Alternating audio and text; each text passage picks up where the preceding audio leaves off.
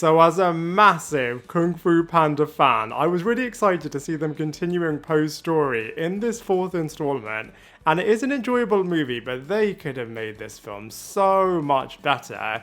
I mean, dropping the Furious 5 was quite the decision, and I get it. You know, in some of the animated shows, they are continuing Poe's storyline away from the Furious 5, so they have done it in the past. But if you are going to do it in a big movie, you have to make their substitutes absolutely outstanding. And I just feel like from a movie perspective, as they have been such prevalent characters, in the previous 3 installments, it just honestly did not feel the same. And you could truly feel their lack of presence. And unfortunately, the new replacement characters just were not at the same level. And it is a little bit of a shame, as I feel like this 4th installment could have been absolutely groundbreaking and absolutely outstanding. And I think what really makes the first 3 movies absolutely brilliant is that they are able to cater to both a younger audience and an older audience really, really well.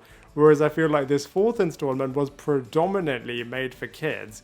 And like I said, I just think that is such a shame, as this franchise has been so consistently awesome, and the result has just been that they really have dropped the bar with this 4th installment. I mean, the first 2 Kung Fu Panda movies in particular just had so many dark and chilling moments, and to their credit, I feel like they balanced those dark moments with quick comedic moments really, really well, and that entire way of doing storytelling with the first 2 Kung Fu Panda movies in particular just worked so well. So it's just such a shame. But all of that being said, you know, there is enjoyment to be had in this 4th installment, as they do have all of the quintessential aspects that you have come to love with the Kung Fu Panda series. For example, true video game-esque type sequences, all of the chase sequences across a town centre, just all those look absolutely incredible. And on that point, I feel like because there has been quite a number of years since the first movie in particular, you can really see that animation has improved so much, as everything just looks super flowy, absolutely effortless, and you can really see that there's so many intricacies involved with all of the different characters. For example, even just Poe holding his staff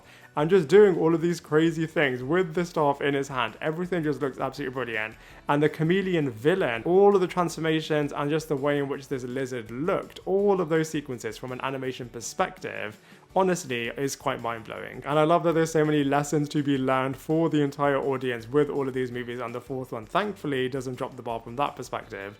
And all of the character growth is really, really good, and I love that they do bring something new from a storyline perspective with every single installment. And as you have been with Poe the cute panda for so many years, you really are with him throughout. So on that point, let's go through all of the characters one by one. So Jack Black now has just become so synonymous with Poe the Panda, and I just feel like every single time he just absolutely nails his performance, and this one thankfully is the same, as he just brings this lovable character to life in such a good way. And I think is really interesting, like I said, from a storyline perspective, that they have got something different this time, as he is just loving being the Dragon Warrior and has proven that he was the right person for this job and has been consistently successful with this. But now is the time that he has to find a successor, and he is really unwilling to do this. So I love all of the mirroring that they had back to the first movie, in terms of Shifu not being sure of him, Tai Lung also wanting to have the Dragon Warrior mantle, all of that stuff coming back full circle with Poe in this movie in particular was just done so well. We then have Awkwafina entering into the Kung Fu Panda world, this time playing Zhen, the streetwise smart fox, and I just really want Awkwafina to absolutely succeed, as she is super talented, but I just feel like lately the projects that she has chosen and the script that she is given just doesn't allow her to really show how brilliant she is.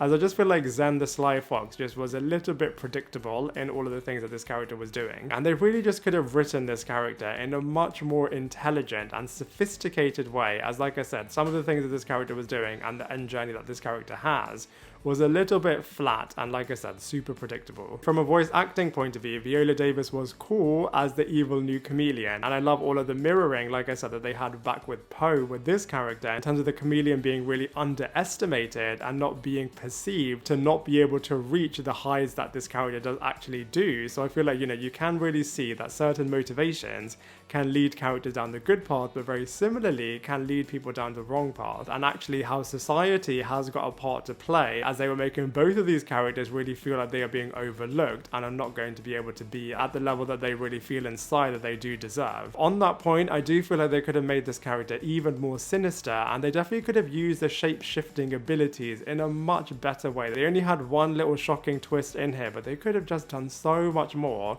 and I feel like they did a little bit of an injustice to this character, as this character could have and should have been at the same level as Tai Lung and Shen. Those two characters are so twisted, and I feel like the Chameleon really could have been absolutely iconic like them too. And I thought the final battle was cool in terms of bringing all of the characters back and having a little bit of a Mortal Kombat-esque type final boss battle.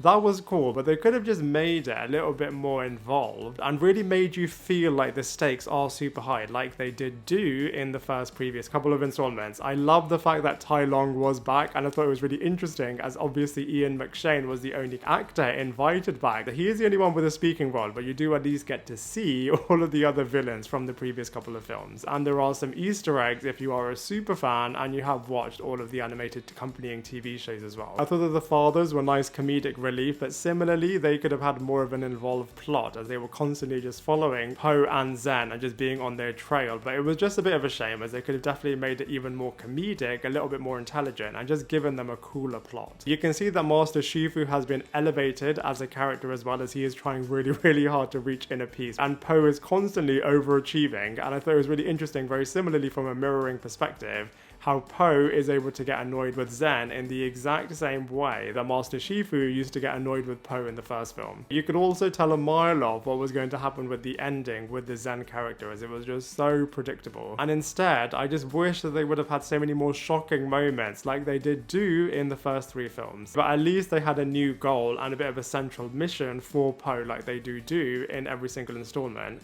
And the creator has said that they have got a 6-movie vision for this franchise, but I think also at the same time every single one is really individual, so if they never did a continuation from, let's say, the second one and the third one and the fourth one, then they do complete the storyline in a really good way. Very similarly to how Toy Story doesn't really necessarily tease things for the future, as every single one could potentially complete the franchise. So I think it's really good that they have adopted that very similar model. But all of that being said, I just expected so much more from Kung Fu Panda 4, especially as a super fan. So for all of those reasons, I'm going to give Kung Fu Panda 4 a 4.5 out of 10. Now I'd love to hear from you. What did you think of this film? Let me know your thoughts in the comment section below, and I look forward to seeing you in my next video.